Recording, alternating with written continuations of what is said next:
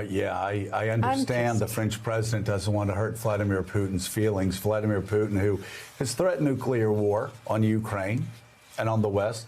Vladimir Putin, who has completely destroyed Mariupol.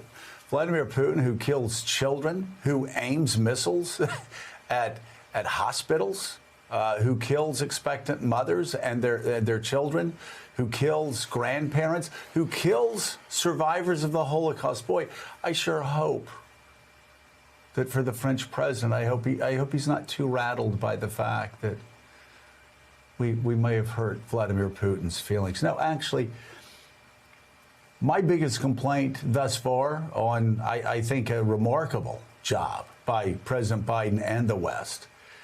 My one complaint has been that we've allowed Vladimir Putin time and again to determine the outlines of this war, time and again to determine the debate about this war. He's used nuclear blackmail against us, and it's about time we start pushing back. Because if we cave to nuclear blackmail in Ukraine, then why wouldn't we cave to nuclear blackmail in Finland? Why wouldn't we cave to nuclear blackmail in Sweden, then in Poland, then in Germany? No. Joe Biden gave a great speech. Joe Biden, by doing what he did at the end of the State of the Union address, putting some creative ambiguity into his message, also a great way to put Vladimir Putin back on his heels. I understand people are going to try to find things to criticize the president on, and I must say I've been very critical of how we got out of Afghanistan. I've been very critical on domestic issues as well, whether it's the southern border, whether it's crime, whether you go down the list. But let me tell you something. In East versus West, in freedom versus autocracy, Joe Biden has been nearly pitch perfect. And that included after a State of the Union address when he whispered the words, "Let's go get him." And at the end of this remarkable historic speech, basically his version of JFK and Reagan at the Brandenburg Gate, when he said that this butcher could not be allowed to stay in power. And by the way,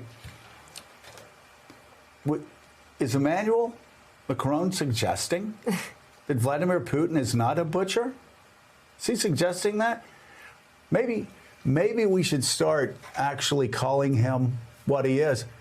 And for people that say that would keep him away from the negotiating table, no, he's not coming to the negotiating table in good faith. He's just killing Ukrainian children. He's just killing Ukrainian mothers. He's just killing Ukrainian Holocaust survivors. He's just leveling cities like he did in Chechnya, like he did in Aleppo, and like he's doing now in Mariupol.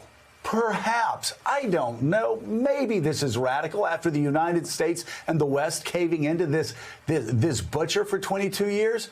Maybe it's time we start speaking clearly to a man whose regime has been built on lies. Yeah. Maybe, just maybe, I know this is radical even for some Trumpists in the United States.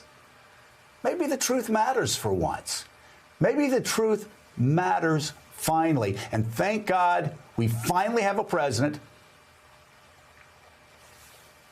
who's followed three presidents who have caved to Vladimir Putin. Thank God we finally have a president who is standing up to him. Well, hey, thanks so much for watching our YouTube channel. You can follow up on today's top stories and breaking news or catch up on your favorite MSNBC shows all in one place. Download the NBC News app today.